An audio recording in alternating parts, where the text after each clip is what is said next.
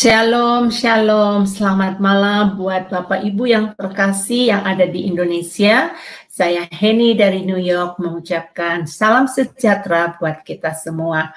Hari ini kita bertemu kembali, kita akan melanjutkan pelajaran sejarah penebusan yang pertemuan kedua. Kita mau menyapa Bapak dosen kita. Shalom Bapak Pendeta Yudi, apa kabar? Shalom Ibu Henny, kabar baik. Ya, semoga semua kita dilindungi Tuhan semuanya ya. Amin. Puji nama Tuhan. Excited ya, sangat semangat. Kita sudah mau melanjutkan pelajaran yang pertemuan yang kedua ini dengan tema perbandingan dua sisilah. Nah, Bapak Ibu sudah tahu bahwa riwayat silsilah Tuhan Yesus itu ada di kitab Matius dan ada juga di kitab Lukas ya. Nah, kita mau mempelajari nih, apa nih di antara dua silsilahnya. Ayo Bapak Ibu tetap setia dan tetap bersama kami. Sebelumnya saya mengundang Ibu Aling untuk memimpin kita di dalam doa pembukaan terlebih dahulu. Dipersilakan. Baik, Bu Henry, mari Bapak Ibu semua kita berdoa dari dahulu. Bapak kami yang di surga, terima kasih dan puji syukur untuk kesempatan pada malam ini yang masih diberikan kepada kami untuk waktu yang terakhir di kelas Madonai untuk kembali belajar kebenaran firman Tuhan. Dan kiranya Bapak ada permintaan dan pimpinan dalam kelas kami ini selama kelas ini berlangsung. Berkati Bu Henny yang menjadi moderator yang akan memimpin kelas ini dan juga para operator yang bekerja di belakang layar sehingga dapat memimpin acara kelas ini dari awal hingga akhir dengan lancar. Dan juga internet kami berkati ya Bapak sehingga internet kami juga dapat berjalan dengan lancar sehingga kami semua bisa mengikuti pembelajaran kelas ini dengan baik. Dan berkati juga Pak Yudi yang akan menyampaikan kebenaran firman-Nya. Berapilah ya Bapak dan jika hikmat kepada Pak Yudi yang hikmat daripada musim Pak Yudi dapat menyampaikan kebenaran firman-Nya kepada kami semua sesuai dengan kehendak-Mu ya Bapak. Dan juga Tuhan Yesus berikanlah kepada kami hikmat juga daripada-Mu sehingga kami bisa menerima pengajaran firman ini dengan baik dalam hati kami dan memampukan kami bisa memahaminya apa yang disampaikan oleh Pak Yudi kepada kami semua, dan mampukanlah firman itu menjadi rema di dalam diri kami dan mampukan kami untuk bisa melakukannya di dalam diri dan kehidupan kami terhadap sesama. Dan kami serahkan waktu selanjutnya ya Tuhan, waktu acara kelas ini di dalam tangan-Mu. Doa ini kami panjatkan dengan perantara Tuhan Yesus Kristus bersama kami yang hidup. Haleluya. Amin. Amin, amin. Terima kasih untuk Bu Aling yang telah memimpin kita dalam doa. Bapak Ibu, saya akan memperkenalkan siapa narasumber kita hari ini, dosen kita. Mungkin Bapak Ibu baru pertama kali mengenal dia. Sebentar saya akan tampilkan ya.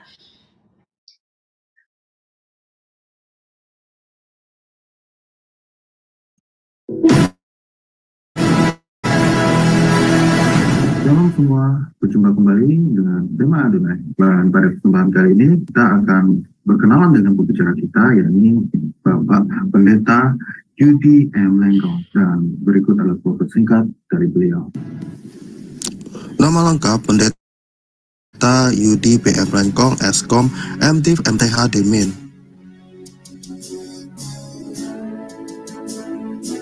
Tanggal lahir Manado, 21 Oktober tahun 1979. Alma Mater, Sarjana Komputer Eskom di Universitas Bina Nusantara Jakarta pada tahun 2003. Master of Divinity MDiv di The Presbyterian General Assembly Theological Seminary Florida, US pada tahun 2010.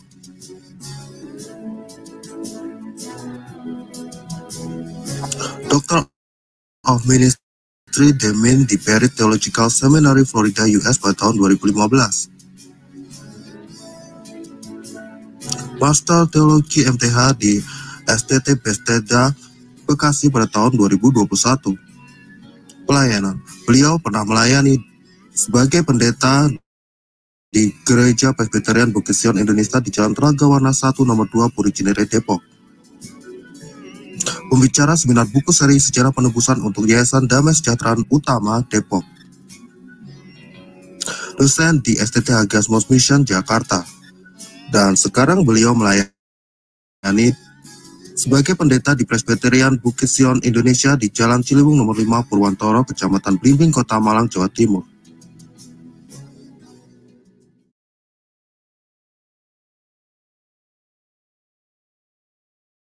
Ya, demikian ya Bapak Ibu ya. Jadi Anda telah mendengarkan sekilas tadi siapa itu dosen kita malam hari ini. Baik, tidak lama-lama lagi, mari kita belajar. Siapkan hati, fokus ya, karena mungkin ini baru pertama sekali Anda ketahui perbedaan antara Matius 1 dengan Lukas 3. Dipersilakan untuk Bapak dosen kita. Terima kasih Bu Heni. Shalom Bapak Ibu sekalian.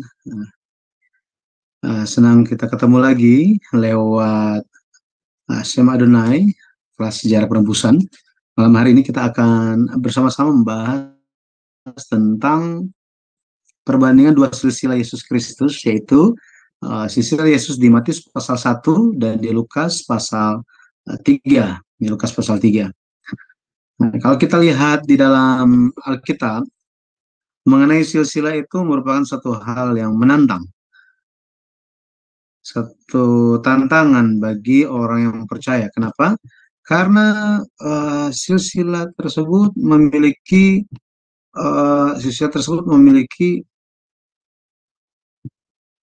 hal-hal yang sebenarnya diulang-ulang dan terkesan tidak menarik, gitu ya, terkesan tidak menarik. Itu sebabnya banyak orang menghindari Alkitab. Nah, tetapi ketika perjanjian baru itu dimulai, kitab Matius ditempatkan dalam kanonisasi, ditempatkan pada bagian pertama. Kenapa demikian? Jadi bapak-bapak gereja itu menyusun kanonisasi tersebut, tetapi meskipun secara luar kita melihat manusia yang menyusunnya, tetapi semua terjadi oleh tuntunan Roh Tuhan, Roh Kudus. Sehingga penempatan urutan kitab-kitab di dalam Alkitab yang kita pegang itu menggambarkan suatu tujuan yang hendak disampaikan kepada kita semua. Kalau kita lihat di dalam Perjanjian Lama, kitab Perjanjian Lama yang umumnya kita gunakan itu ada bagian terakhir itu adalah kitab Maleakhi, benar ya, kitab Maleakhi. Tetapi kalau kita lihat kitab orang Yahudi, Perjanjian Lama dari kitab dari orang Yahudi, kitab yang paling terakhir itu adalah kitab Tawarik.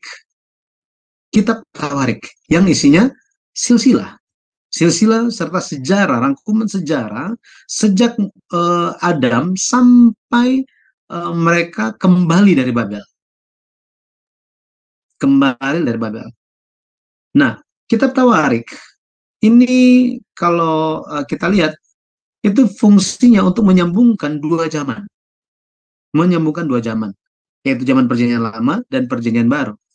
Luar biasanya di Perjanjian Baru dibuka dengan silsilah Yesus Kristus. Nah, di sini kita bisa melihat bahwa Perjanjian Lama dan Perjanjian Baru itu dikaitkan melalui silsilah Tawarik dan silsilah Matius. Ini dikaitkan. Sehingga kita tidak bisa mengelak untuk memperhatikan silsilah ini. Seperti apakah silsilah itu? Apakah pesan-pesan yang Tuhan ingin kita pahami, kita dapatkan lewat mempelajari silsilah ini? Jadi tema hari ini perbandingan dua silsilah Yesus Kristus, Matius pasal 1 dan Lukas pasal 3. Ini berdasarkan buku ketiga seri sejarah penebusan yang ditulis oleh pendeta Abraham Pak. Jadi kelas sejarah penebusan ini kita sedang mempelajari Alkitab yang adalah firman Tuhan dengan alat bantu buku sejarah Penembusan. Secara khususnya buku yang ketiga. Nah,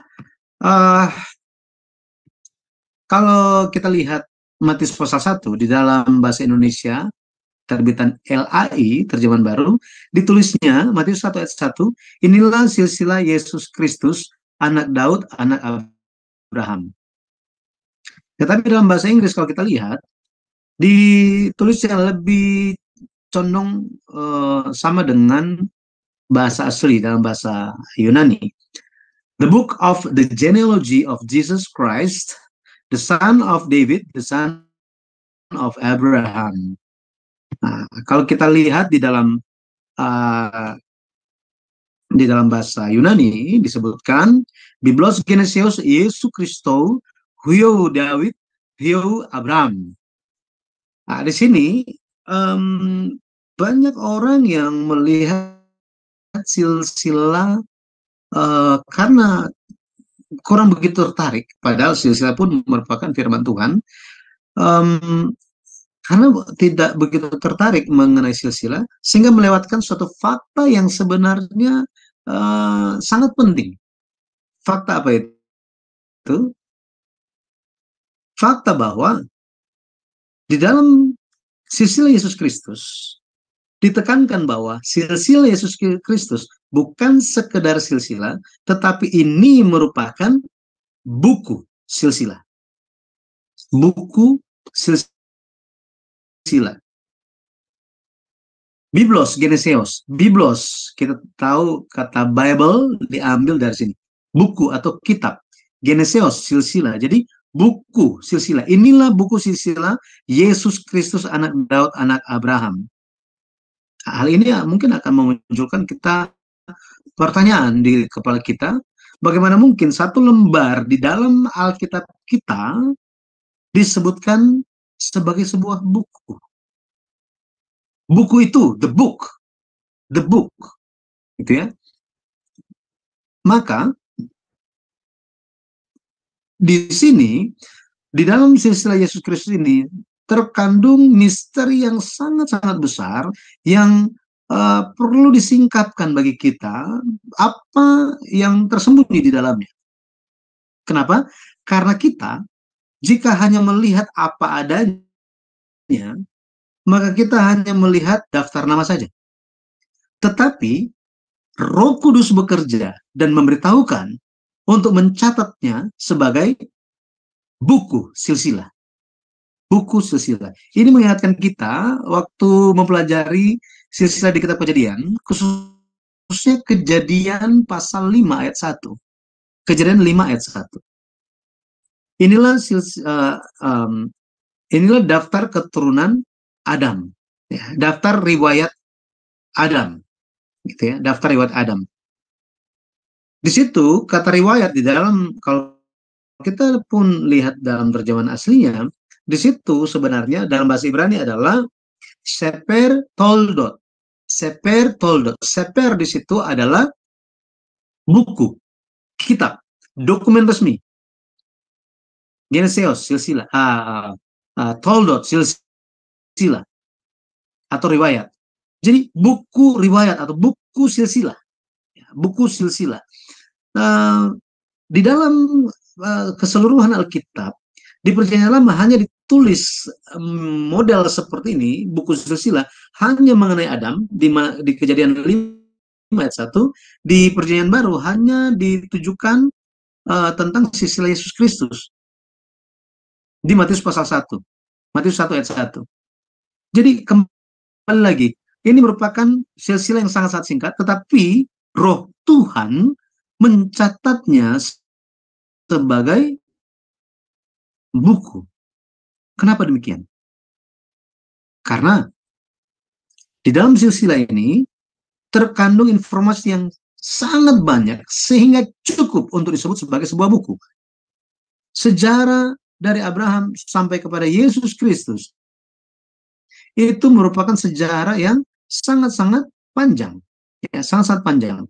Jadi ketika kita mempelajari dan memahami lewat tuntunan Roh Kudus, pada akhirnya ketika kita menemukan silsilah Yesus Kristus, ini bukan sekedar silsilah saja, tetapi ini merupakan buku silsilah bagi kita. Bukan daftar nama, tetapi merupakan sebuah buku kisah bagaimana Allah bekerja lewat tokoh-tokoh yang namanya disebutkan di dalam silsilah tersebut. Jadi mari kita lihat, mari kita mendapatkan pencerahan melalui pelajaran malam hari ini. Dan kita bisa lihat ini merupakan pembahasan yang diterima, yang disampaikan oleh Pendeta Abraham Park lewat bukunya. Mengenai hal ini telah diseminarkan di banyak tempat di seluruh dunia, dan ini menjadi suatu kesempatan bagi kita untuk mendapatkan pencerahan mengenai silsilah Yesus Kristus. Baik, yang pertama kita akan memperhatikan silsilah Matius terlebih dahulu. Kita akan lihat karakteristik atau ciri-ciri khusus dari silsilah Matius pasal 1. Kalau kita lihat Matius pasal 1, silsilah Matius pasal 1 itu dibagi menjadi 3 periode atau 3 fase. Matius 1 ayat 17, kalau kita baca di situ,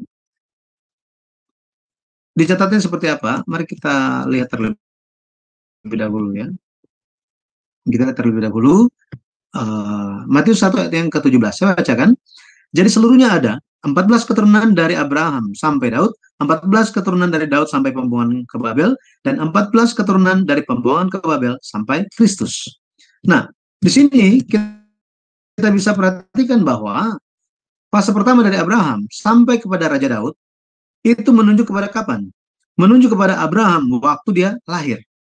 Nah, saya lupa, apakah kita pernah hitung mengenai kapan Abraham lahir? Dia lahir tahun 2166 sebelum Masehi. Dia lahir tahun 2166 sebelum Masehi. Ini Pendeta Abraham Park membantu menghitungnya berdasarkan Alkitab saja, gitu ya. Dan sebagai patokan itu merupakan patokan tahun ini, penghitungannya, dasar penghitungannya adalah ketika Salomo menjadi raja. Nah, Salomo menjadi raja di tahun 970 sebelum Masehi. Ya, 970 sebelum Masehi. Kalau kita lihat Abraham, fase 1 itu dimulai dengan Abraham, kemudian sampai kepada Raja Daud. Raja Daud, secara khususnya Daud itu dia menjalani 2 masa pemerintahan kalau kita lihat di Hebron dan di Yerusalem. Nah, di sini kalau kita memperhatikan disebutkan Raja Daud, ya, Raja Daud di Matius 1 ayat 17, ini menunjuk kepada Daud ketika menjadi raja seluruh Israel, raja atas 12 suku. Karena ada masa ketika dia hanya menjadi raja atas Yehuda dan Benyamin. Ya. Jadi Raja Daud, dia di sini menunjuk kepada titik waktu dia menjadi raja di Yerusalem. Ini di tahun 1003 sebelum Masehi. Maka dari Abraham sampai Raja Daud itu ada 14 keturunan. Ini fase pertama merupakan sejarah sepanjang 1163 tahun. Kemudian kalau kita lihat fase yang kedua, dari Daud sampai kepada pembuangan ke Babel, pembuangan ke Babel ini menunjuk kepada pembuangan yang kedua. Pembuangan yang kedua. Jadi ada pembuangan pertama, kedua, dan ketiga. Pembuangan kedua itu terjadi pada tahun 597 sebelum Masehi. 597 sebelum Masehi. Dan ini jumlahnya tetap sama, ada 14 keturunan. Sehingga dari Daud sampai kepada pembuangan ke Babel, itu ada 406 tahun. Pada fase yang ketiga, pembuangan ke Babel, sampai Yesus Kristus. Yesus Kristus lahir, secara khususnya pada titik peristiwa itu, yaitu 4 SM sebelum Masehi. Nah, ini ada 14 keturunan, dari 597 sampai 4 SM, itu berarti fase ketiga merupakan sejarah dari 593 tahun. Kalau kita lihat total dari Abraham sampai Yesus Kristus lahir, dari Abraham lahir sampai Yesus lahir, itu ada 41 keturunan, merangkumkan sejarah selama 2162 tahun. 2162 tahun. 162 tahun. Kalau kita lihat di sini, sepertinya itu sempurna 14, 14, 14.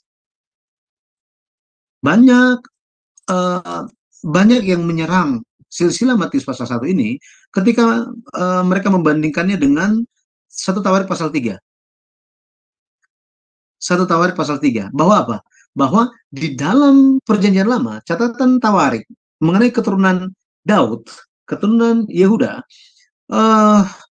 ada nama-nama yang termasuk, ya, ada nama-nama yang dicatat di 1 Tawarik pasal 3, tetapi di kitab Matius tidak.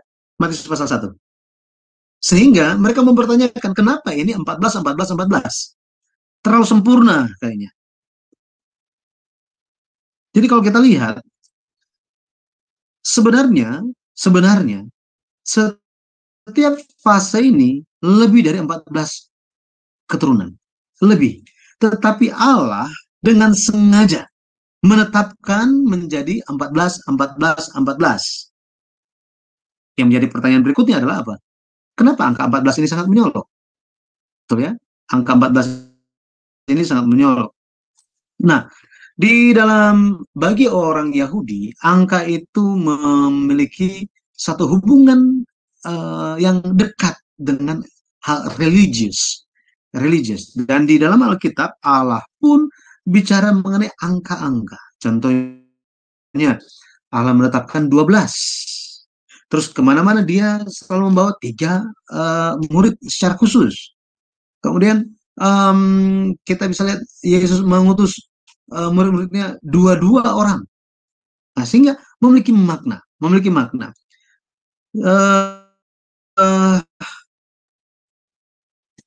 14 di sini, angka 14, selain ada yang menjelaskan bahwa angka 14 itu menunjuk kepada jumlah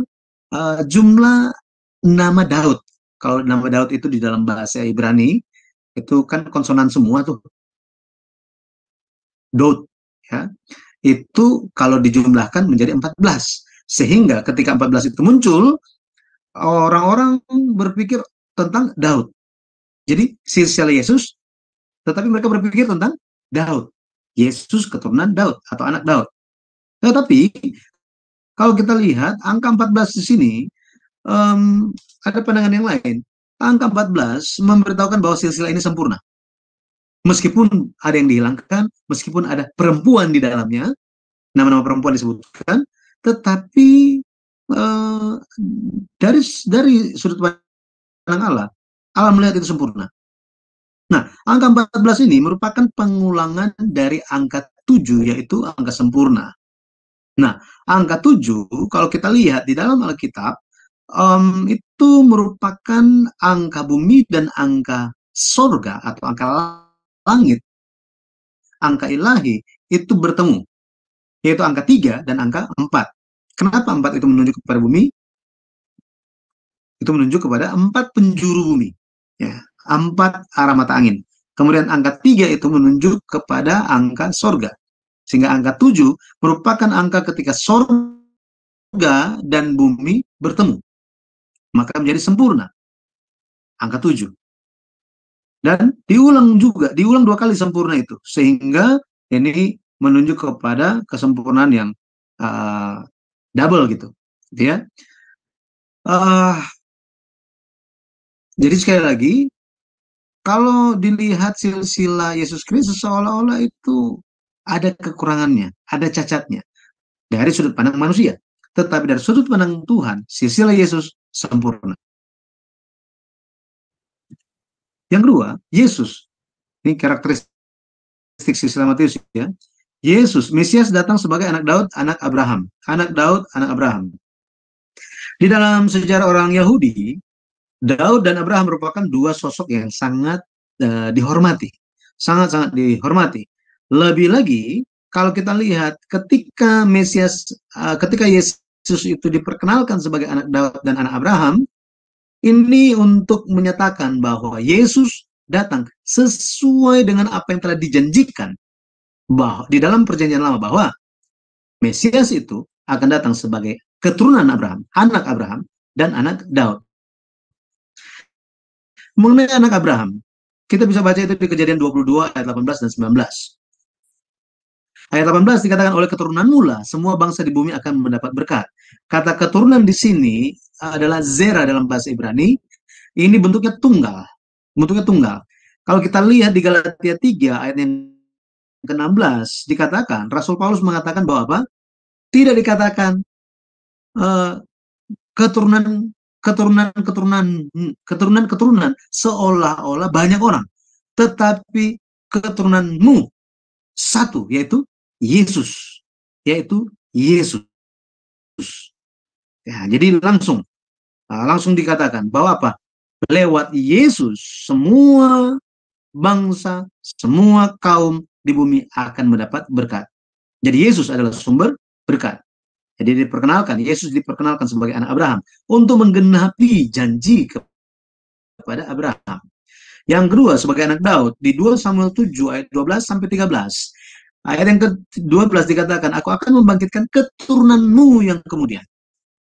Jadi dibicarakan di ayat 12 dan 13 tentang bagaimana khususnya ayat yang ke-13 itu ya, akan membangun rumah katanya, akan membangun rumah Tuhan. Awalnya ini bicara mengenai Salomo yang membangun bait suci.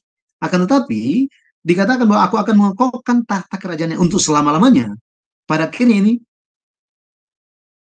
tidak berbicara tentang Salomo. Ini berbicara tentang keturunan Daud di masa depan akan datang seorang anak dari kaum keluarga Daud dan tata kerajaannya adalah untuk selama-lamanya. Untuk selama-lamanya. Jadi Yesus dia datang sebagai anak Daud, anak Abraham sesuai dengan janji. Allah bekerja berdasarkan janji. Ya, kita sudah lihat di pertemuan sebelumnya bagaimana Allah bekerja berdasarkan perjanjian. Perjanjian inilah yang mengaitkan setiap zaman bagaimana Allah bekerja untuk menjalankan pekerjaan penyelamatan. Ya, maksudnya penyelamatan di zaman itu gitu ya. Allah bergerak melalui hamba-hambanya, para nabi. Karakter yang ketiga, Yesus datang sebagai keturunan atau benih perempuan. Kejadian 3 ayat yang ke-15. Di situ dikatakan keturunannya akan meremukkan kepalamu. Di sini Yesus Kristus akan datang untuk meremukkan kepala ular, kepala setan itu. Ya, makanya kalau kita lihat di dalam Matius pasal 1 itu mencatat laki-laki memperanakan laki-laki. Laki-laki memperanakan laki-laki. Dari Abraham memperanakan Ishak memperanakan Yakub. Yakub memperanakan Yehuda dan saudara-saudaranya. Yehuda memperanakan Peres. Ya. Dan seterusnya, laki-laki memperanakan laki-laki. Akan tetapi kalau kita lihat di ayat yang ke-16b dicatat bahwa Yakub memperanakan Yusuf. Nah, ini udah beda orang ya dengan yang di perjanjian lama, sudah beda ya. Jadi ini tokoh yang berbeda tetapi namanya sama. Namanya aja yang sama. Dikatakan di Matius 1 ayat 16 bahwa Yakub memperanakan Yusuf, kemudian apa? Tidak dilanjutkan Yusuf memperanakan Yesus, melainkan dicatatnya adalah Yakub memperanakan Yusuf, suami Maria, yang melahirkan Yesus, yang disebut Kristus. Jadi di sini perempuan memperanakan laki-laki. Itu sebabnya Yesus menggenapi proto-evangelium itu. Ya, proto-gospel itu. Galatia 4 ayat 4, Ibrani 2 ayat yang ke-14 menyatakan hal tersebut. Ibrani 2 ayat 14, karena anak-anak itu adalah anak-anak dari darah dan daging, maka ia juga menjadi sama dengan mereka, mendapat bagian dalam keadaan mereka, supaya oleh kematiannya ia memusnahkan dia, yaitu iblis yang berkuasa atas maut. Jadi Yesus menggenapi janji keturunan perempuan sesuai dengan yang dijanjikan di Kejadian 3 ayat 15. Nah, karakteristik yang berikutnya, Yesus dilahirkan oleh Roh Kudus. Kalau kita lihat kata memperanakan yang muncul muncul di Matius pasal 1 ayat 2 sampai 16a, kata memperanakan di sini dalam bahasa Yunani adalah egenesen. Egenesen ini adalah kata kerja bentuk aktif dari genao. Ya, genao. Egenesen. Dan ini menunjuk kepada memperanakan suatu kelahiran melibatkan kehendak dan tujuan dari laki-laki dan perempuan. Jadi ada keterlibatan laki-laki dan perempuan. Berbeda dengan Matius 1 ayat 16b, kata melahirkan di situ adalah egenete. Egenete di sini adalah kata pasif dari genao, sehingga memiliki makna bahwa Maria melahirkan Yesus bukan atas kehendak dan keinginannya. Jadi dia pasif. Maria ini pasif. Ada kekuatan eksternal, yaitu Roh Kudus. Matius 1 ayat 18 dan ayat 20, dan sesuai dengan nubuatan di Yesaya 7 ayat 14. Jadi kalau kita lihat karakteristik Yesus Kristus di kitab Matius, kita bisa lihat bahwa Yesus Kristus datang sebagai anak Daud, anak Abraham. Dia datang sebagai keturunan perempuan. Dia dilahirkan lewat kekuatan eksternal, yaitu kuasa Roh Kudus. Kuasa Roh Kudus. Ini karakteristik silsilah Matius pasal 1. Sekarang Lukas pasal 3. Semoga masih semangat. Oke. Kalau kita mempelajari silsilah di kitab Kejadian, buku seri pertama yang ditulis oleh pendeta Abraham Park, kita diajarkan mengenai jenis-jenis silsilah. Jadi ada namanya format silsilah, ada namanya vertikal dan horizontal. Vertikal dan horizontal. Vertikal itu menunjuk kepada silsilah yang menunjukkan siapa bapak, siapa anak, mana cucu, terus menerus. Jadi dari satu orang dia dapat keturunan, terus menerus. Sedangkan kalau horizontal itu berbicara mengenai satu orang, dia dapat berapa anak? Disebutkan semuanya. 1, 2, 3, 4, 5, 6 misalnya. Kemudian setelah itu, mana anak yang sulung, dibahas dia, kemudian siapa anak-anaknya. Ditulis 1, 2, 3, 4, 5, dan seterusnya. Nah ini silsilah horizontal, gitu ya. Nah, silsilah vertikal itu dibagi dua. Vertikal turun dan vertikal naik. Vertikal turun ini bicara mengenai dari asal mula siapa yang pertama, kemudian mendapat anak secara terus-menerus untuk menunjuk siapa yang nanti ya di akhir akan muncul. Menekankan siapa yang paling terakhir muncul. Di Kejadian pasal 5 misalnya, yang terakhir kali muncul Nuh dan anak-anaknya kan. Berarti fokus dari silsilah adalah mereka, Nuh dan anak-anaknya. Silsilah Kejadian pasal 11 dari Sem, anaknya Nuh, sampai Abraham.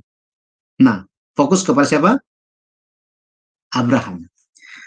Nah, Lukas, kalau kita bandingkan dengan Lukas pasal 3, ini merupakan vertikal naik, bukan turun, tetapi naik. Jadi dari Yesus, terus Yesus ini anak siapa, terus menerus. Dan kalau kita lihat karakteristik yang pertama, silsilah Lukas ini menelusuri asal mula Yesus sampai kepada Adam. Lukas 3 ayat 38. Ini mengajarkan apa? Kita baca dulu. Ini lebih baik kita baca ya. Kita baca Lukas 3 ayat 38. Lukas 3 ayat 38. Lukas 3, kita akan lihat ayat yang ke-38. Dikatakan, anak Set, anak Enos, anak Set, anak Adam, anak Allah. Nah, di sini, kalau kita lihat Adam di sini, kita akan mengingat bahwa firman menjelma menjadi manusia. Yesus datang dalam bentuk manusia sebagai keturunan Adam. Dan ini menunjuk kepada kemanusiaan Yesus. Yesus, dia 100% manusia. Ya, dia 100% Allah. Tetapi dia pun 100% manusia. Yang 1 ayat 14, kemudian 1 Korintus 15 ayat 45 sampai 47 nanti bisa baca di situ. Jadi silsilah di Lukas menyambungkan atau menelusuri bahwa Yesus Kristus dia adalah anak Adam atau keturunan Adam. Ini menekankan kemanusiaan Yesus Kristus. Tetapi silsilah karakteristik silsilah Lukas pasal 3, silsilah Yesus tidak berakhir pada Adam, tetapi mencapai Allah. Lukas 3 ayat 38 tadi. Kita baca, anak Enos, anak Set, anak Adam, anak Allah. Anak Allah. Ini menunjukkan apa? Ini menunjukkan bagaimana firman yang telah menjadi manusia itu adalah Allah sendiri. Yohanes 1 ayat 1. Ini menunjukkan keilahian Yesus Kristus. Keilahian Yesus Kristus. Jadi awal mula atau asal mula Yesus itu adalah Allah sendiri. Inilah yang diajarkan oleh silsilah Lukas. Ya, jadi dari bawah kalau kita baca gitu ya, itu ditelusuri. Ya, ditelusuri Yesus menurut anggapan orang, ini Lukas 3 ayat 23. Lukas 3, mungkin baik kita baca ya. Lukas 3 ayatnya yang ke-23. Ketika Yesus memulai pekerjaannya, ia berumur kira-kira 30 tahun. Dan menurut anggapan orang, ia adalah anak Yusuf, anak Eli. Menurut anggapan orang, ia adalah anak Yusuf, anak Eli. Nah, langsung tuh. Anak Yusuf, anak Eli, dan seterusnya naik ke atas. Ini silsilah naik. Jadi, awal mula Yesus. Yesus sendiri adalah Allah. Yesus sendiri adalah Allah. Jadi ini menekankan keilahian Yesus Kristus. Jadi, silsilah Lukas ini menunjuk mengajarkan kita bahwa Yesus Kristus adalah 100% Allah. Dia 100% manusia. Kemudian Yesus, dia dikenal sebagai anak Yusuf. Dikenal sebagai anak Yusuf. Lukas 3 ayat 23 tadi kita baca. Menurut anggapan orang. Menurut anggapan orang, ia adalah anak Yusuf. Jadi, orang-orang menganggap, menerima, berpikir Yesus anak Yusuf. Tetapi, dia bukan anak Yusuf, kan? Bukan. Gitu ya? Menurut anggapan orang. Dengan kata lain, orang-orang ini tidak tahu apa yang sebenarnya terjadi. Fakta sebenarnya mereka tidak tahu. Yang tahu siapa? Maria. Betul ya? Yesus dilahirkan oleh Maria. Tanpa ada hubungannya dengan Yusuf. Dia dilahirkan, dia dikandung oleh Roh Kudus. Ya, oleh Roh Kudus. Jadi, Yesus sebenarnya dia bukan anak Yusuf, tetapi orang menganggap dia sebagai anak Yusuf. Ya, anak Yusuf. Makanya adalah hal yang sangat penting bagi kita untuk mencari kebenaran dibandingkan dengan orang hanya menganggap saja. Firman Tuhan bilang begini, kayaknya. Jangan. Tetapi kita melihat kebenaran. Firman Tuhan apa adanya, firman.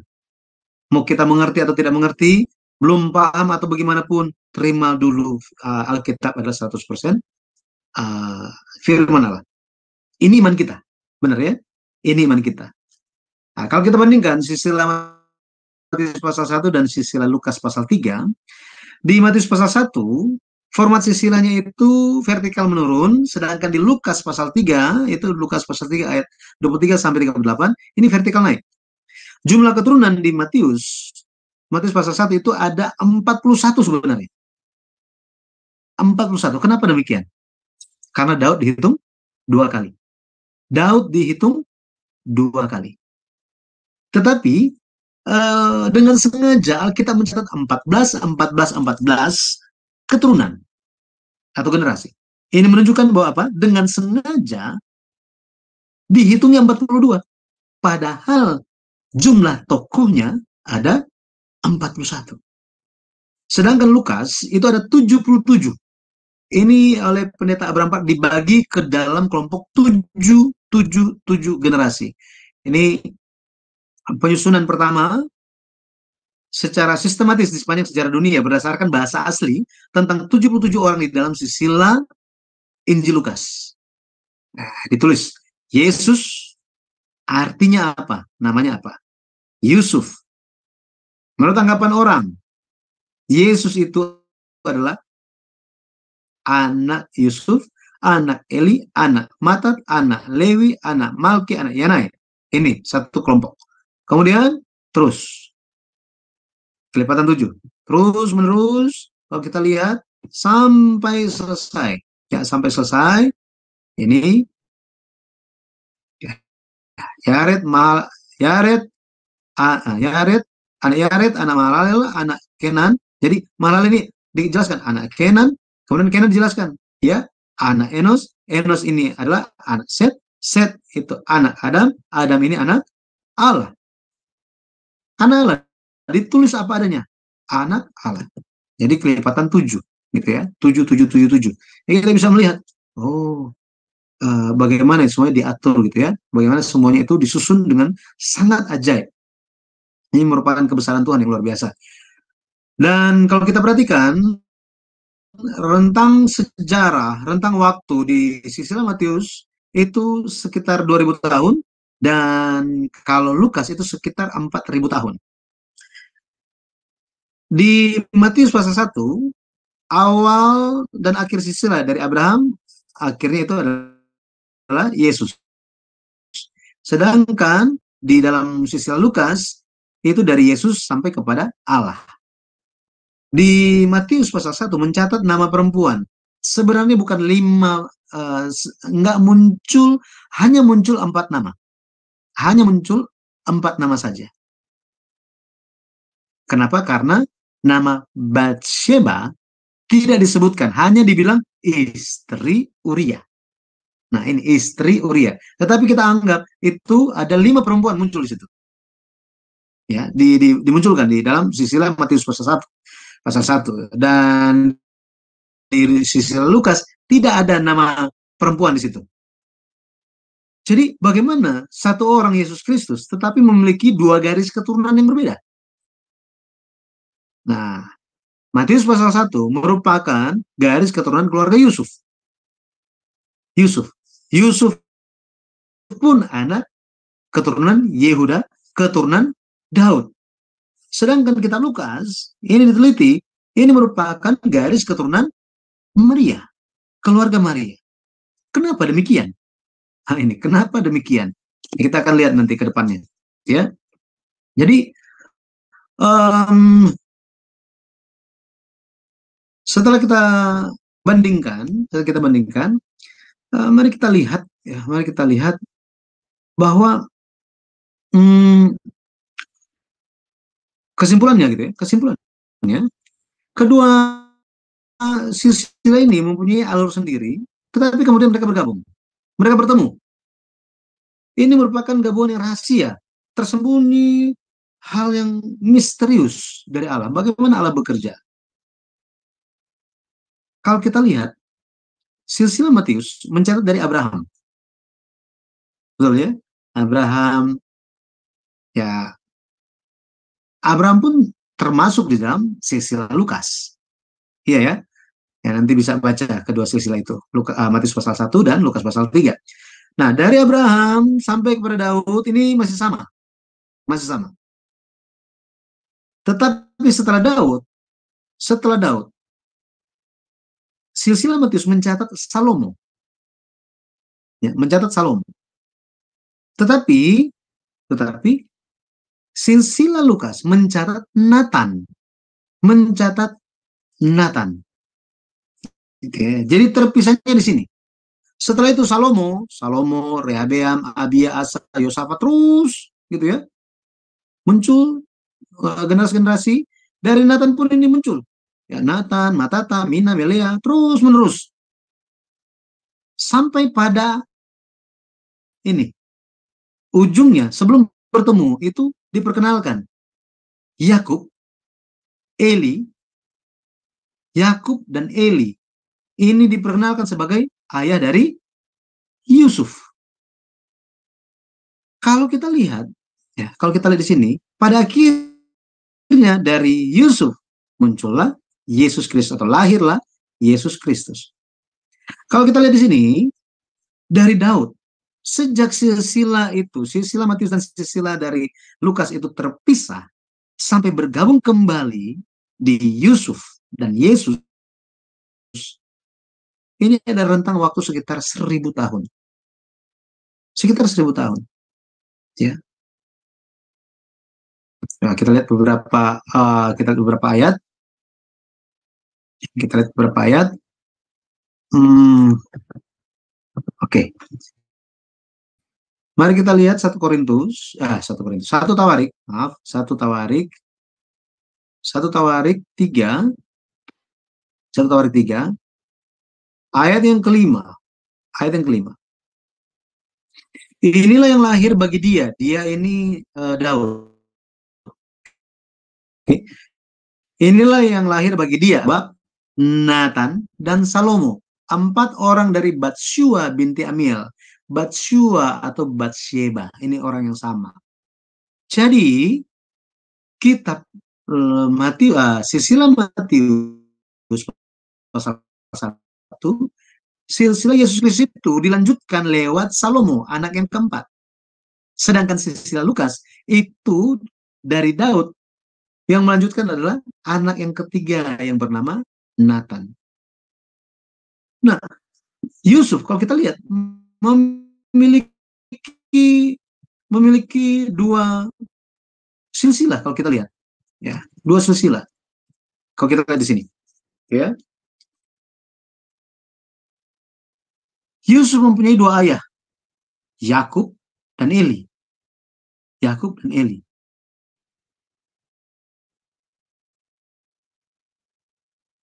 Di sini bagaimana kita menjelaskannya? Yakub.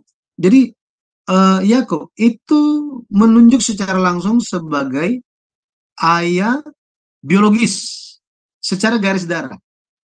Ayah biologis dari Yusuf. Sedangkan Eli ini merupakan ayah secara hukum. Dalam hal ini hukum Taurat. Karena nggak mungkin ini datang punya 2 papa kan? Nggak mungkin, ya? Pasti salah satu.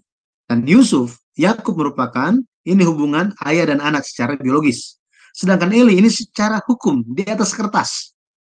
Nah, apa yang terjadi? Eli ini memiliki anak-anak perempuan saja. Anak-anak perempuan saja. Anak-anak perempuan saja. Dia tidak ada anak laki-laki untuk melanjutkan keturunan. Ya, keturunan. Sesuai dengan hukum Taurat. Maria, anak-anak perempuan akan mendapatkan warisan dari keluarga, akan menjadi ahli waris jika dia menikah dari suku yang sama. Dari suku yang sama. Yaitu dari mana? Mereka kan dari suku Yehuda kan? Maka Maria harus menikah dari suku Yehuda juga. Laki-laki dari suku yang sama. Nah, itulah Yusuf. Mereka dari keturunan atau kaum keluarga Daud. Mereka dari Yehuda. Suku Yehuda. Di dalam bahasa, kalau kita lihat di dalam bahasa Yunani, pencatatan di kitab silsilah kitab Lukas pasal 3, biasanya dikatakan anak Eli, ya, anak siapa kan? Nah, coba kita kembali ya. Kita lihat kembali Lukas pasal 3. Oke. Lukas pasal 3. Jadi di sini kita bisa lihat ini muncul dalam bahasa Indonesia disebutkan muncul, ia adalah anak Yusuf, anak Eli, anak Matat, ya, seperti ini. Tetapi kalau kita lihat di dalam bahasa aslinya sebenarnya bukan anak Eli, tetapi disebutkan dari Eli. Bukan anak, tetapi dari Eli. Tu Eli, tu Matat, tu Lewi. Jadi kalau kita lihat kata hubung, kata tu itu menunjuk kepada anak. Tetapi di depan nama Yusuf itu tidak ditemukan.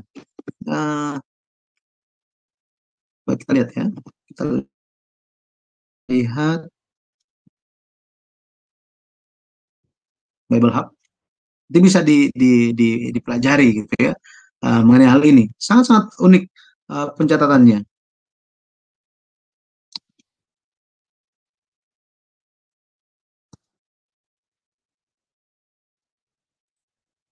Sangat unik pencatatannya. Lukas pasal 3, ayat 3, ayat 23. Kita lihat ya.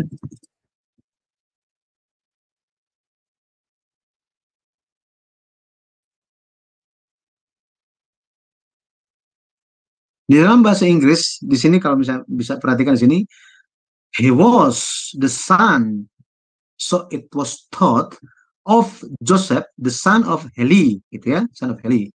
Sekarang coba kita lihat interlinearnya.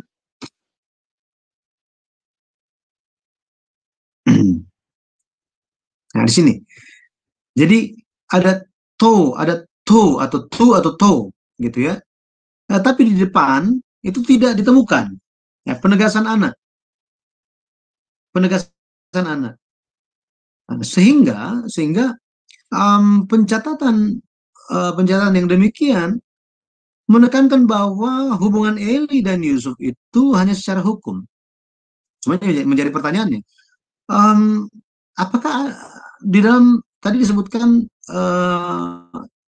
hal ini terjadi berdasarkan apa yang telah ada di Perjanjian Lama? Apakah demikian? Apakah demikian adanya? Nah, kita bisa lihat di Perjanjian Lama ada suatu peristiwa mengenai anak-anak perempuan Zelafehat. Bapak Ibu pernah dengar tentang Zelafehat ini? Nah, seorang yang bernama Zelafehat, dia memiliki anak-anak perempuan saja. Dia hanya memiliki anak perempuan, tidak punya anak laki-laki. Tidak punya anak laki-laki. Zelafehat ini dari suku Manasye. Setelah ayahnya meninggal, anak-anak perempuan dari Zelafehat mendatangi Musa. Mereka bilang begini, Musa, ayah kami mati dengan tidak memiliki anak laki-laki. Hanya ada kami perempuan. Nanti ketika masuk ke tanah Kanaan, kami mau tinggal di mana? Semua itu dibagikan berdasarkan laki-laki, gitu ya. Makanya sensus penduduk, sensus umat Israel itu yang dihitung adalah laki-laki, bukan perempuan, laki-laki. Jadi mereka mengkhawatirkan bagaimana ketika mereka masuk ke tanah Kanaan, mereka tidak memiliki warisan tanah dalam hal ini. Ya, mereka tinggal di mana? Nah, Musa menanyakan hal ini kepada Tuhan. Dan Tuhan bilang, benar apa yang mereka bicarakan. Mereka akan jadi diberikan aturan, ya, dan ini harus dicatat, bahwa jika tidak ada anak laki-laki, maka anak perempuan boleh dapat warisan dari ayahnya. Ini ada di bilangan 27. Bilangan pasal 27. Bilangan pasal 27. Coba kita lihat ya. Bilangan 27.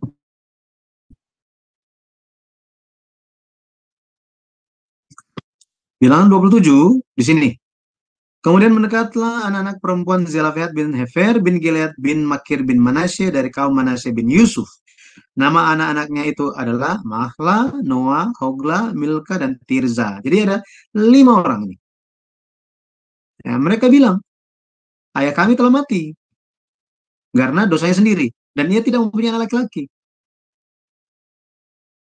Mengapa maka ayah kami harus hapus dari tengah-tengah kaumnya oleh karena tidak ada anak laki-laki, katanya.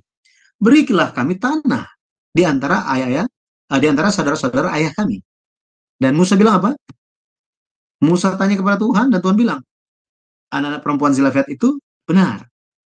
Engkau harus berikan tanah pusaka kepadanya, kepada mereka. Ya, kepada mereka. Harus seperti itu. Kepada anak perempuan pun harus diberikan, harus diberikan. Tetapi muncul masalah di kemudian hari. Muncul masalahnya apa? Suku Manasye datang. Suku Manasye datang lagi kepada Musa. Dan suku Manasye bilang begini, Musa, nanti kalau misalnya anak-anak perempuan dari suku kami itu menikah dengan laki-laki dari suku yang lain, berarti nanti tanah warisan yang harusnya milik kaum Manasye akan menjadi milik suku yang lain. Akhirnya suku Manasye akan, misalnya suku kami akan lebih sedikit, akan lebih kecil tanah kami. Karena apa? Karena misalnya anak perempuan kami itu menikah dengan laki-laki dari suku yang lain, berarti kan tanahnya pada akhirnya didaftarkan sesuai dengan suami gitu. Waktu itu Musa tanya lagi kepada Tuhan, dan Tuhan bilang apa? Tuhan bilang tanah setiap suku tidak boleh pindah, harus menjadi miliknya masing-masing. Anak-anak perempuan dari Zelafehad ini akan mendapatkan warisan jika mereka itu menikah dengan laki-laki dari suku yang sama. Dari suku yang sama. Nah, pada akhirnya tanahnya tidak akan ganti pemilik, tidak akan berpindah suku. Oke. Itu di ayat yang ke-5 sampai ayat yang ke-7. Dikatakan ayat yang ke-6, mereka boleh kawin dengan siapa saja yang suka kepada mereka, asal mereka kawin di lingkungan salah satu kaum dari suku ayah mereka. Ayat 7 dikatakan, sebab milik pusaka orang Israel tidak boleh beralih dari suku ke suku, tetapi orang Israel haruslah masing-masing memegang milik pusaka nenek moyangnya. Dan ini kalau kita lihat, hal-hal ini dicatat. Nih, itulah perintah dan peraturan yang diperintahkan Tuhan kepada orang Israel dengan perantaran Musa di dataran Moab, di tepi sungai Yordan dekat Yeriko. Maka kalau kita kembali lagi,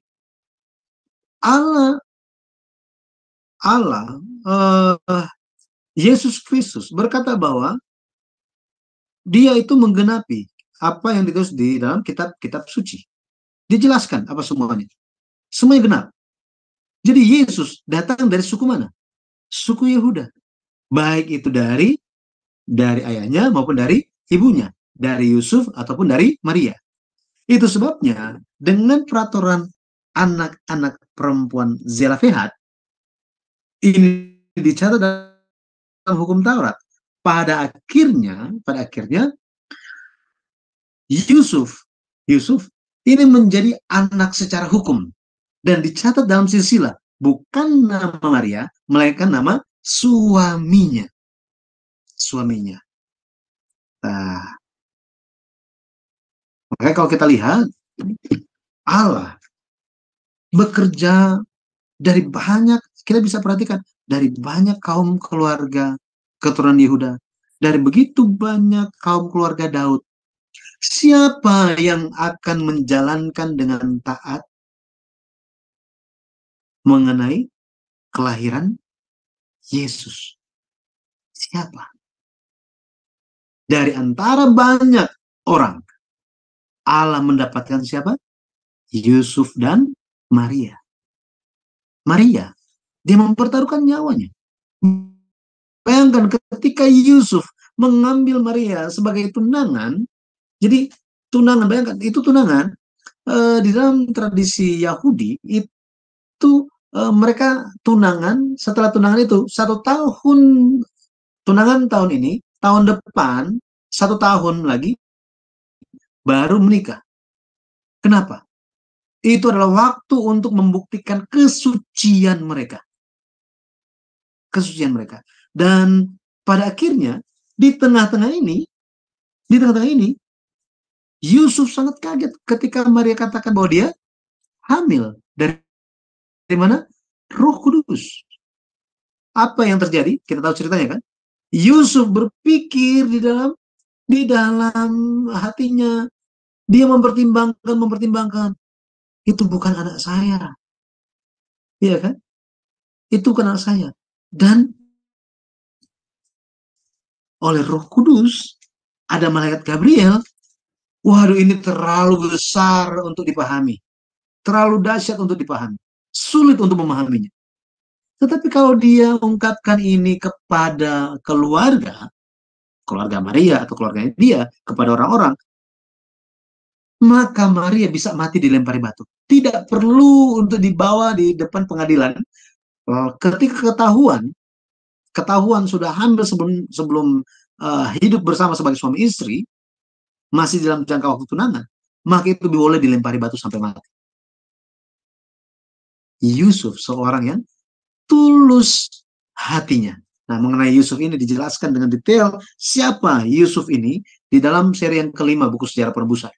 Jadi membahas satu persatu silsilah di periode yang kelima, ujung-ujungnya kita bahas tentang Yusuf itu, ya, di buku itu, buku yang kelima. Jadi Maria mempertaruhkan nyawanya, sangat berisiko. Yusuf, dia ingin menjaga hidup dari Maria.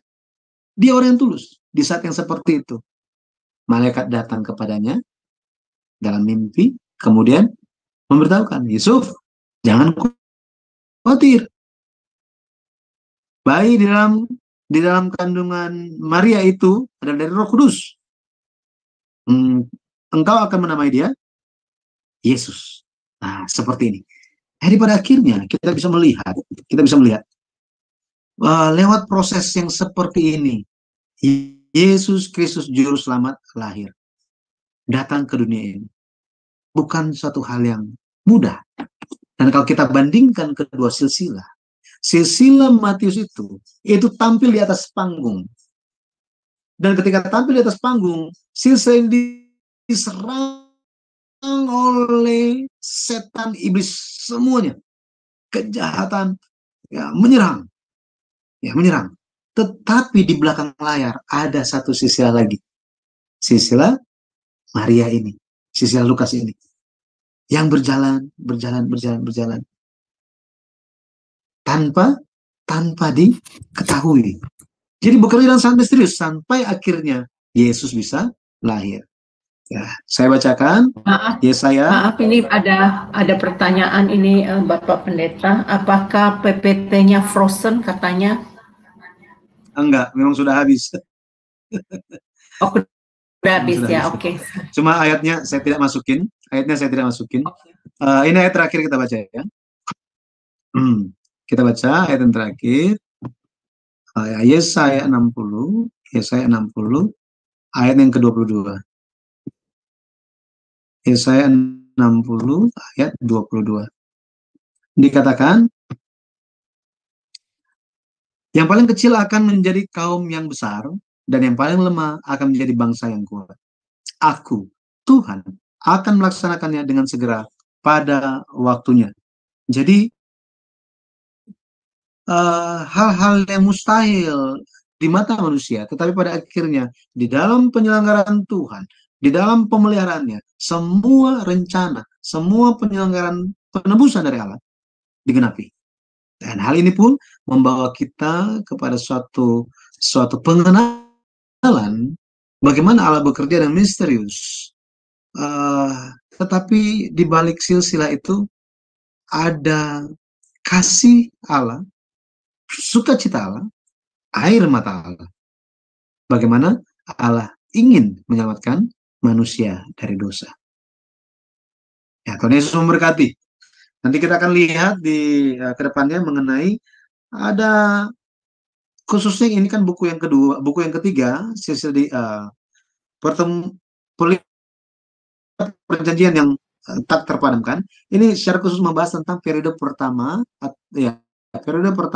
atau fase pertama silsilah Yesus Kristus. Jadi kita akan fokus kepada Abraham sampai Raja Daud, bahwa ada silsilah yang ada keturunan yang dihilangkan. Nah, di mana saja itu dan kenapa itu dihilangkan, kita akan bahas di kesempatan berikutnya. Saya kembalikan kepada Ibu Heni, silakan Ibu. Ya, baik. Terima kasih Pak dosen kita ya yang telah menerangkan silsilah ini sangat luar biasa. Menurut saya hanya melalui pengajaran sejarah penebusan semakin detail, semakin tercatat ya sistematisnya ya. Jadi kita bisa mengetahui perbedaan di Matius 1 dan Lukas 3 tadi. Bapak Ibu, saya percaya memang ini berat untuk tapi percayalah bahwa live kita ini terekam di YouTube. Nanti Bapak Ibu bisa mengikuti di Sema Adonai ya. Jadi Bapak Ibu ya, Jum Sema Adonai adalah Jum tempat belajar firman Tuhan.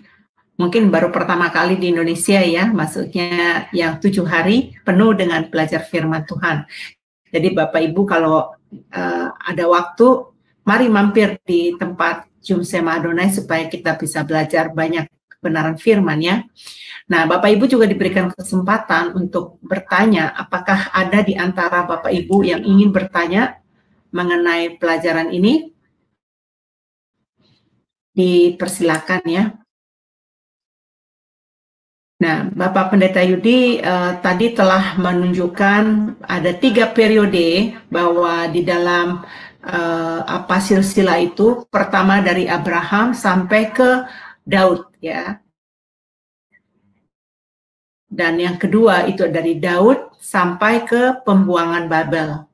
Dan yang ketiga itu adalah pembuangan ke Babel sampai ke Yesus ya.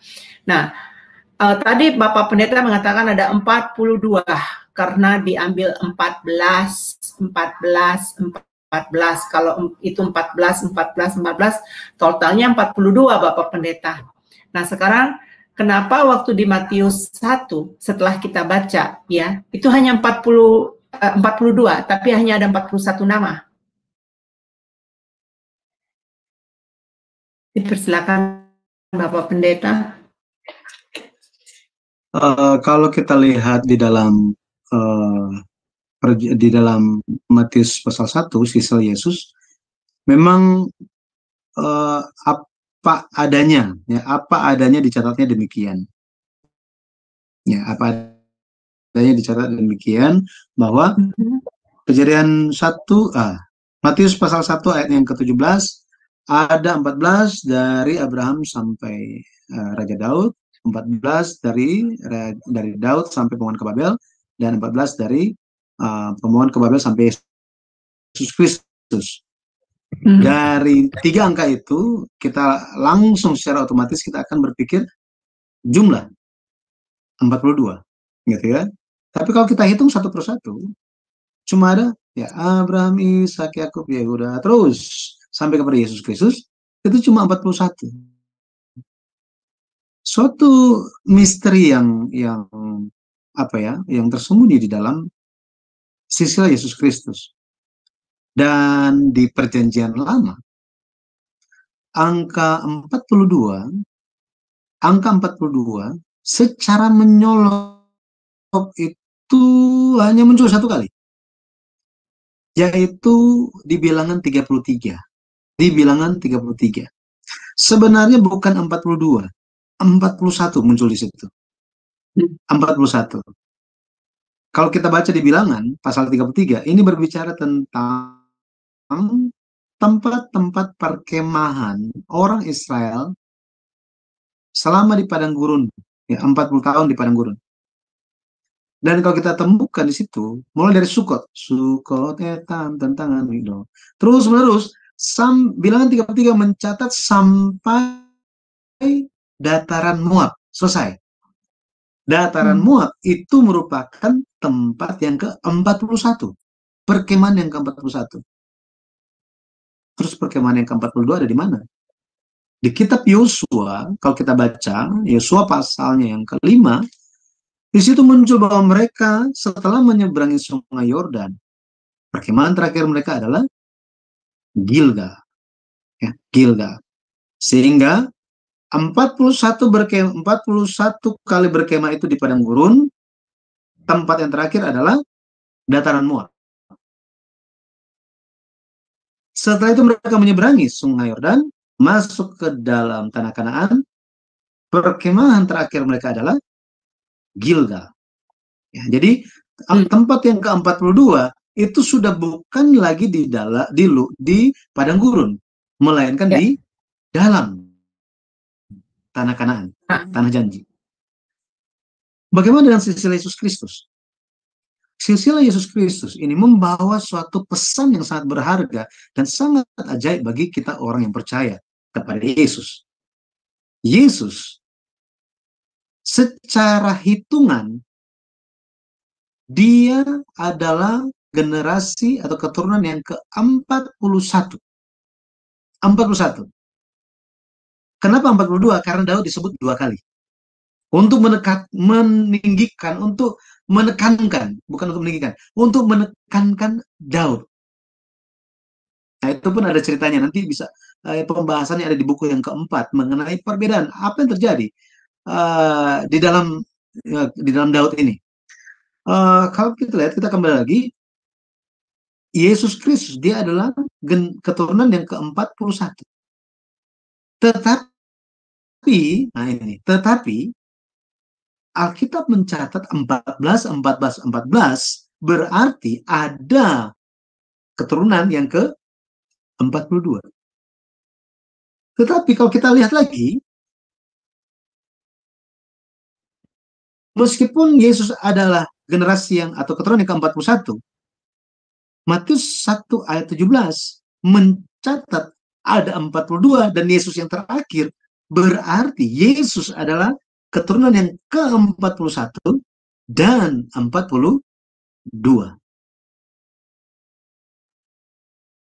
Dalam hal ini, bagaimana kita memahaminya? Kita memahaminya, ada ayat ada ayat yang memberikan kita suatu peneguhan iman sekaligus jawaban dari pertanyaan ini. Galatia 3 ayatnya yang ke-29. Galatia 3 sebentar ya. Galatia 3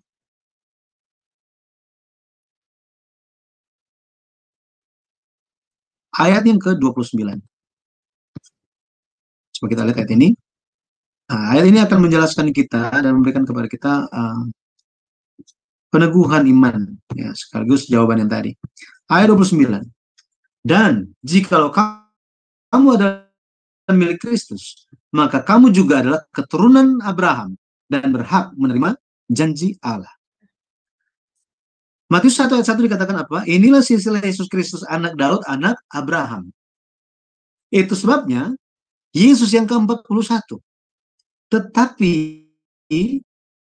barang siapa yang menjadi milik Kristus, dia pun keturunan Abraham, maka dia disambungkan di dalam Yesus Kristus menjadi keturunan Abraham. Keturunan yang keberapa? Yang ke-42. Dan keturunan yang ke-42 ini, jika kita bandingkan dengan 42 perkemahan orang Israel dalam perjalanan menuju ke Kanaan, tanah janji, berarti tempat yang ke-42 sudah di dalam tanah perjanjian. Benar ya? Sudah di dalam Kanaan, tanah janji. Maka generasi yang ke-42, keturunan yang ke-42 di dalam silsilah Yesus Kristus berbicara mengenai mereka yang menjadi milik Kristus dan masuk tanah janji. Itu sebabnya jangan hanya menjadi milik Kristus, tetapi kita harus sampai masuk.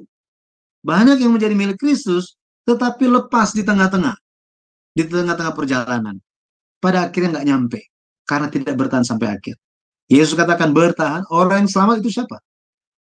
Itu adalah orang yang bertahan sampai akhir, katanya. Jadi siapakah generasi yang ke-42? Dengan iman, itu adalah, ya kita sebutkan nama kita masing-masing.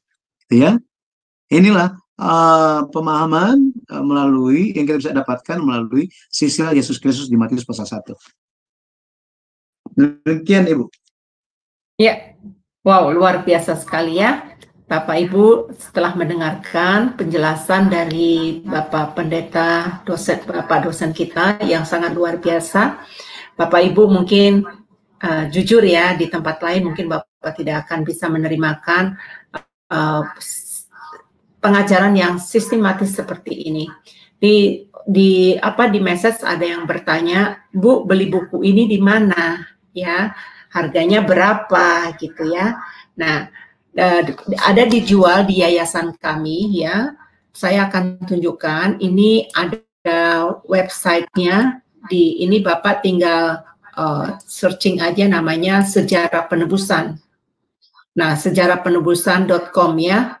Nanti dapat, di sini nanti akan diperlihatkan buku-buku yang sudah ada. Baru ada 7 buku yang dicetak, tapi tahun ini akan menjadi 8 buku-buku yang ke-8.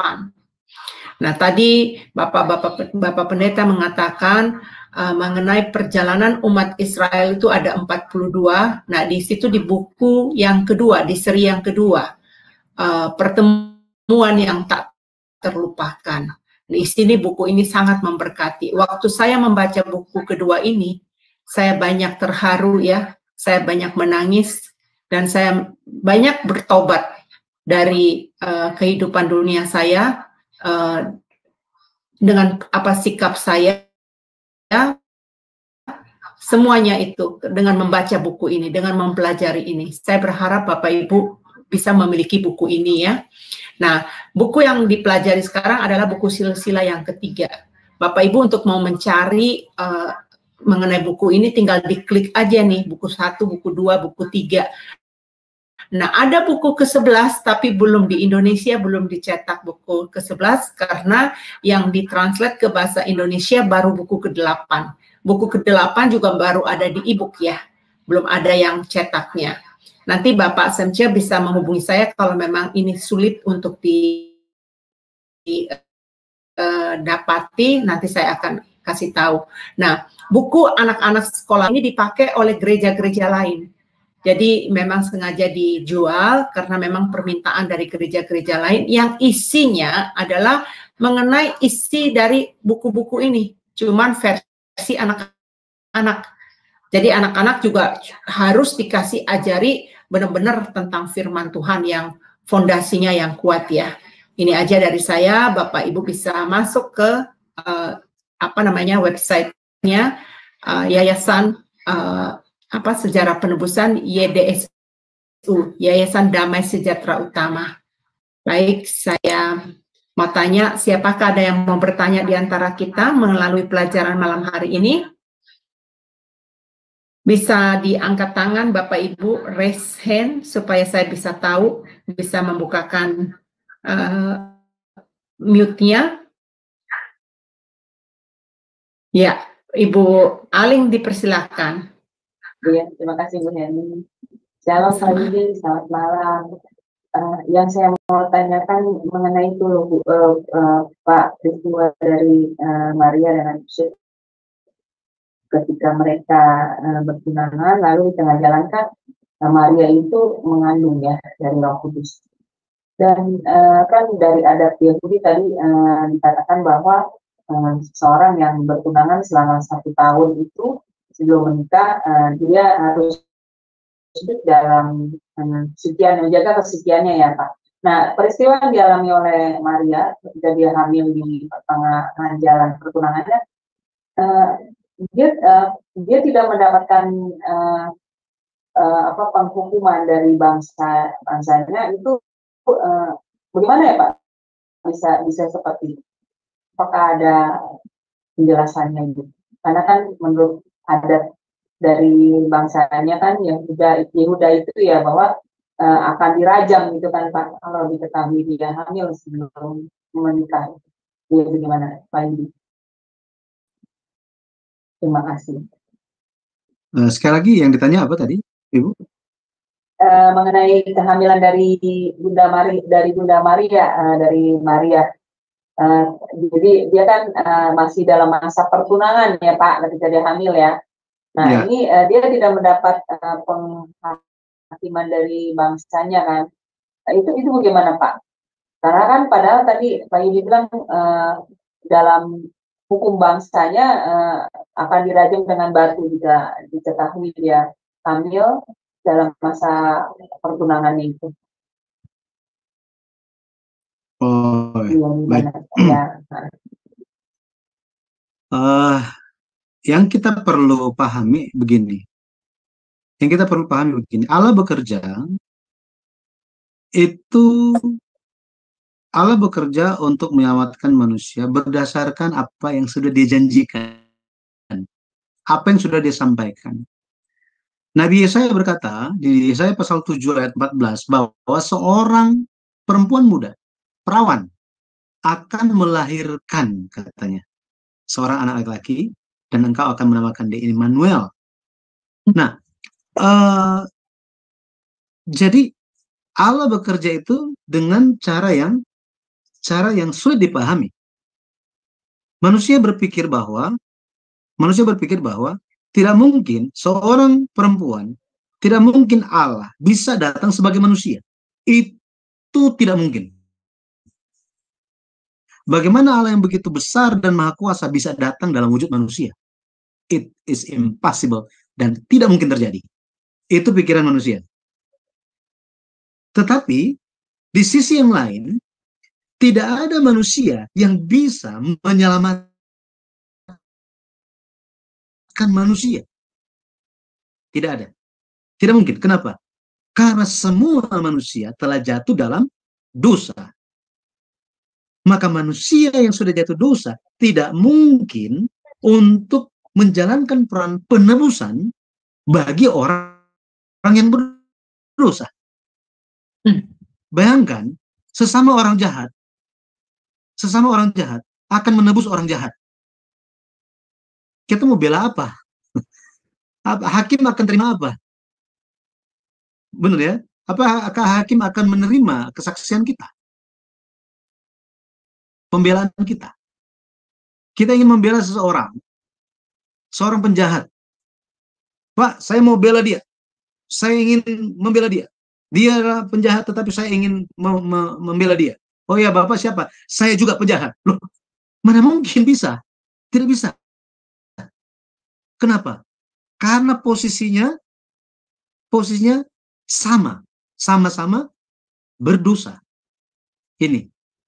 Alkitab katakan, Allah tidak menemukan orang yang layak untuk menjadi pengantara. Itu sebabnya Allah sendiri harus datang. Karena dia saja yang tidak ada dosa. Sampai di sini ya. Maka, tadi saya bilang, tidak mungkin manusia bisa menyelamatkan manusia. Menebus manusia. Tidak bisa. Tidak bisa menjadi pengantara. Hanya Yesus saja. Tetapi untuk Yesus datang, tidak bisa dengan campur tangan laki-laki dan perempuan. Tuhan tidak bisa lahir lewat apa? Laki-laki dan perempuan ini. Nggak bisa. Kenapa? Karena laki-laki dan perempuan itu sudah jatuh dalam dosa juga. Pada akhirnya Allah bekerjanya gimana? Roh Kudus pinjem. Nah ini nih. Roh Kudus itu pinjem, numpang lahir. Itu maksudnya, numpang lahir. Sekarang, apakah ini merupakan pelanggaran? Ini yang ditanyakan kan? Apakah ini merupakan pelanggaran? Ketika berbicara dari sudut pandang manusia lihat bahwa mau bagaimanapun, mau jelasin seperti apapun, tidak mungkin perempuan bisa melahirkan tanpa campur tangan laki-laki. Tidak mungkin. Jadi itu cuma alasan aja. Makanya Yusuf sangat mengkhawatirkan mengenai hal ini, meskipun dia kurang yakin. Tetapi dia adalah seorang yang tulus hatinya. Dia mempertaruhkan semua hal itu. Ya. Pendeta Abraham dalam buku yang kelima mengekspresikan Matius 1 ayat 19. Yusuf, seorang yang tulus hati. Tulus hati itu seperti apa? Tidak mau mencemarkan nama istrinya di muka umum. Makanya ingin ceraikan diam-diam. Ingin putus ini. Jadi setelah 1 tahun bertunangan, barulah resmi menikah. Hidup sebagai suami istri. Tapi ternyata, meskipun sudah bertunangan, belum hidup satu rumah, perutnya sudah besar. Ya kan? Ini sangat-sangat mengagetkan. Yusuf dia sangat mengasihi Maria. Dia ingin membatalkan pernikahan mereka secara diam-diam. Gitu ya. Dia sangat cemas, dia sangat kaget mengenai hal ini. Tapi pada akhirnya apa? Pada akhirnya malaikat Tuhan datang dan memberikan. Ya, jadi mempertimbangkan mengenai hal ini. Apakah ini melanggar? ini kan, apakah ini melanggar hukum? Tuhan tidak aturan mengenai lahir di luar nikah itu hanya diterapkan kepada manusia. Case manusia melakukan dosa. Ini, manusia melakukan dosa. Dan ini terjadi. Tetapi ketika Allah sesuai dengan janjinya, sesuai dengan kemisteriusannya, dengan keajaibannya, bekerja.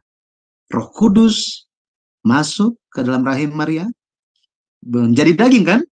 Ingat, menjadi daging loh.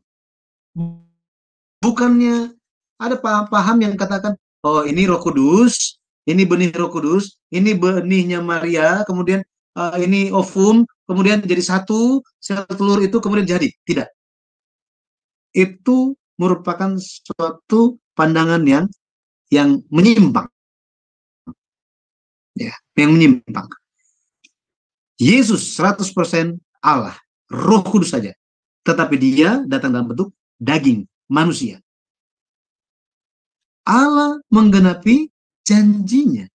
Caranya dia sudah kasih tahu. Apakah ini melanggar? Tidak. Tidak melanggar. Betul kan? Ini bukannya Maria itu melakukan dosa jangan berzina. Ini maksudnya kan? Jangan berzina. Aturannya ada. Kalau baca buku seri sejarah penebusan yang ke-7, jangan berzina. Jika seorang perempuan itu dia berzina, kedapatan berzina dengan seorang laki-laki di luar kota, maka itu dianggap pemaksaan. Maka laki-laki itu harus dituntut.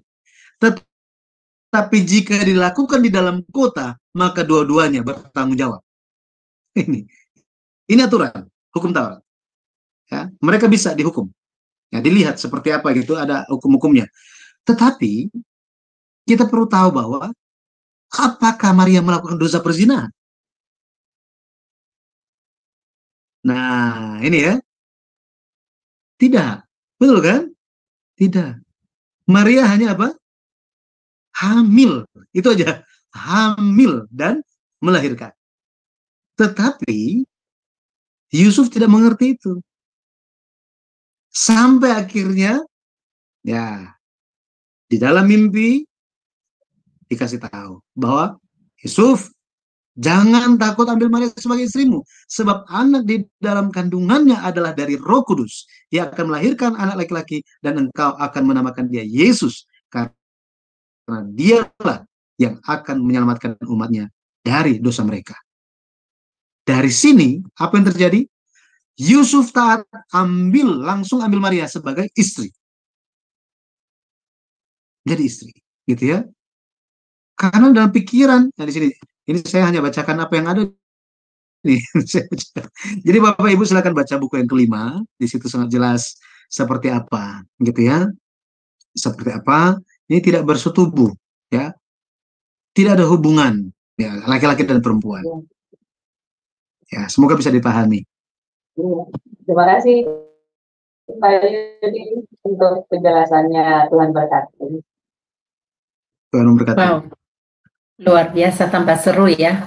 Ternyata baca bukunya bukan baca buku 7 aja, kaitannya di buku 5, nanti kaitannya di buku 4. Nah, bagusnya di buku sejarah penebusan itu dimulai dari awal, buku 1, buku 2, buku 3 itu terus berlanjut ininya.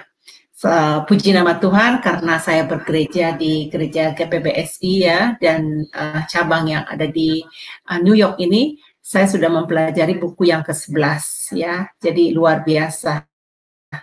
Jadi mengerti kitab Yehezkiel itu apa, banyak penafsiran-penafsiran, pemahaman-pemahaman orang itu ada ya, beda. Pernah saya pelajari juga, ternyata saya baru mengerti, detail banget, sampai pintu-pintu masuk Yerusalem, nanti Yerusalem baru itu diperincikan sangat detail, ukuran-ukurannya, wah luar biasa. Nanti mudah-mudahan ya kalau Tuhan berkehendak ya, Pendeta Yudi bisa mampu mengajarkan kita dengan hal itu, karena bukunya belum ada di Indonesia, tapi Pendeta Yudi sudah belajar, sudah memahami pelajaran itu, karena kami satu-satu di wadah yang sama ya. Nah, apakah ada lagi Bapak Ibu yang ingin bertanya pengajaran hari ini? Apakah membingungkan buat kalian? Mungkin ada yang bertanya, apa sih bedanya Matius 1 sama Lukas 3? Tuh. Mungkin bisa dijelasin kali ya Pak Pendeta Yudi ya, sedikit ya. Jadi mungkin ada yang baru awam kali yang mendengarkan di YouTube, supaya mereka bisa membedakan apa sih yang bisa kita lihat ciri-cirinya. Karena kalau kita lihat dari Lukas 3 itu kan namanya itu kan menurun ya, dari yang 70 itu turun ke bawah sampai terbalik jadi susunannya gitu. Mungkin Pendeta Yudi bisa menjelaskan kali, supaya pemirsa yang di YouTube bisa menerima pelajaran ini lebih lengkap. Ya, jadi nanti kan ada rekamannya, bisa dilihat lagi jika ada yang terlewat. Tetapi karakteristik yang sangat menyolok adalah sisilah Matius pasal 1 itu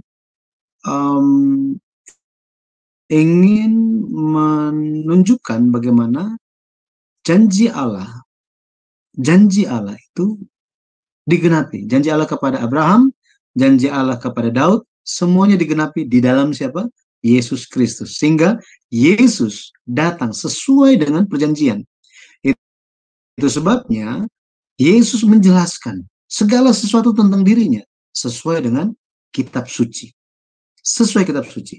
Nah, itu kita bisa temukan di dalam pesan di dalam Matius pasal 1.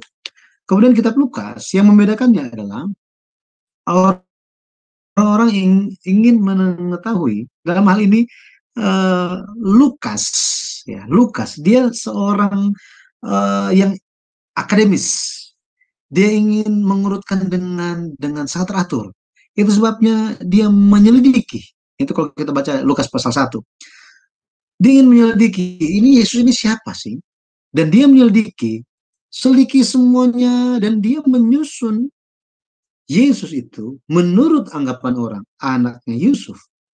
Kemudian ditelusuri ke atas silsilahnya, ternyata ujung-ujungnya dari Adam dan dari Allah.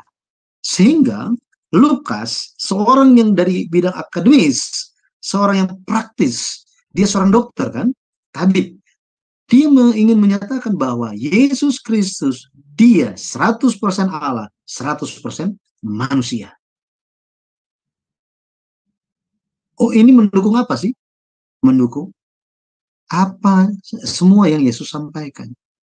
Ya, Yesus berbicara roti dan anggur, darah dan daging. Ini bicara tentang apa? Bicara tentang keilahian dan kemanusiaan. Kita harus percaya apa? Percaya Yesus, dia 100% Allah, dia 100% manusia. Nah, jadi ketika membandingkan Matius, silsilah Matius dan silsilah Lukas, ini memiliki pesannya masing-masing. Ya, pesannya masing-masing. Tidak bisa disamakan karena memang ada yang sama, ada yang berbeda.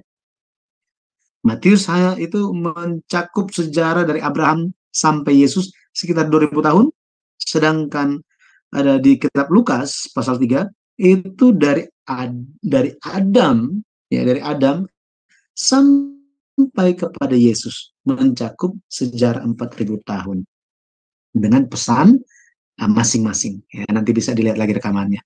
Ya, singkatnya seperti itu, Ibu. Baik, wah luar biasa ya. Jadi kita semakin lebih mengerti ya Bapak Ibu. Jangan dilupakan untuk minggu depan kita akan belajar dari periode pertama silsilah Yesus, ada yang dihapuskan, ada penghapusan. Ya, siapakah mereka? Tentunya Bapak Ibu harus mengikuti kelas ini supaya Bapak Ibu mengetahui siapakah mereka yang dihapus ya, penghapusan dari silsilah pertama ini, dari periode pertama. Baik Bapak Ibu, sebentar kita akan mendengar rangkuman statement terakhir dari Bapak Pendeta Yudi, dan kemudian kita minta dipimpin dalam doa dan memberikan kita berkat. Dipersilakan Bapak.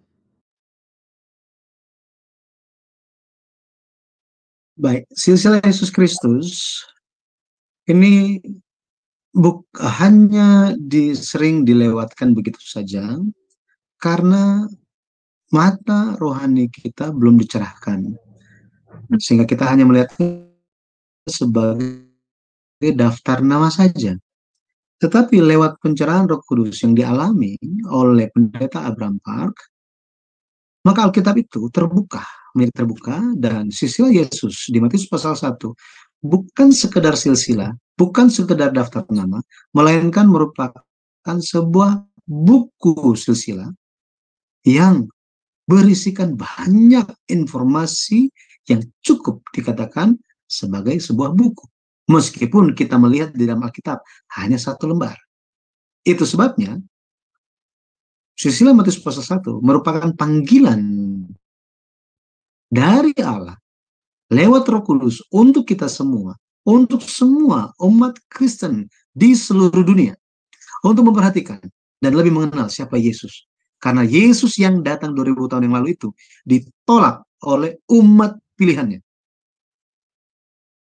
Ditolak. Nah, mari kita belajar dari kesalahan mereka dan menjadi generasi. Dengan iman menjadi generasi yang ke-42. Ketika kita menjadi milik Kristus, kita menjadi keturunan Abraham dan berhak menerima janji yang Abraham terima. Tuhan Yesus memberkati. Mari kita berdoa. Allah Bapa yang hidup, terima kasih kesempatan untuk mendengarkan firman Tuhan Engkau berikan bagi kami. Bapa, kiranya Engkau yang terus menimbulkan semangat di dalam kami, Engkau yang akan memelihara iman kami, sehingga setiap kali kami merenungkan akan kehidupan kami akan mengingat semua pekerjaan-pekerjaan besar yang Engkau lakukan dalam hidup kami. Terima kasih atas firman yang telah Engkau ajarkan lewat Pendeta Abraham Park melalui buku-bukunya, dan kami bisa dicerahkan, mendapat sedikit pencerahan pada malam hari ini. Tolong Roh Kudus terus membimbing kami sehingga kami bisa lebih terang di dalam membaca dan mempelajari firman Tuhan. Terima kasih ya Bapak. Hamba-Mu berdoa kiranya Engkau yang senantiasa memperhatikan setiap anak-anak-Mu yang mengikuti kelas ini, memperhatikan keluarga dan juga setiap penghidupan mereka, kegiatan mereka, kiranya hanya memuliakan nama Tuhan saja. Tolong ya Bapak, Engkau yang mencurahkan kasih setia-Mu dan penyertaan-Mu, sehingga dalam kehidupan mereka benar-benar nama Tuhan Yesus Kristus saja yang dimuliakan. Terima kasih ya Bapak. Kami juga bersyukur karena Shema Adonai ini terus Engkau pakai sebagai saluran untuk menyampaikan terang firman Tuhan kepada banyak jiwa. Terpujilah nama Tuhan, kiranya Engkau akan menjaga kami sepanjang hari yang akan kami lalui, dan bagi kami akan beristirahat, Tuhan saja yang akan menjaga. Terpujilah nama Tuhan, kami berdoa bersyukur di dalam nama Tuhan Yesus Kristus. Amin. Amin, amin. Terima kasih banyak Bapak Pendeta. Baik teman-teman semua, kita sampai ketemu nanti minggu depan pada pertemuan yang ketiga untuk lanjutan pelajaran malam hari ini. Nah, kita mau tahu lanjutannya bukan?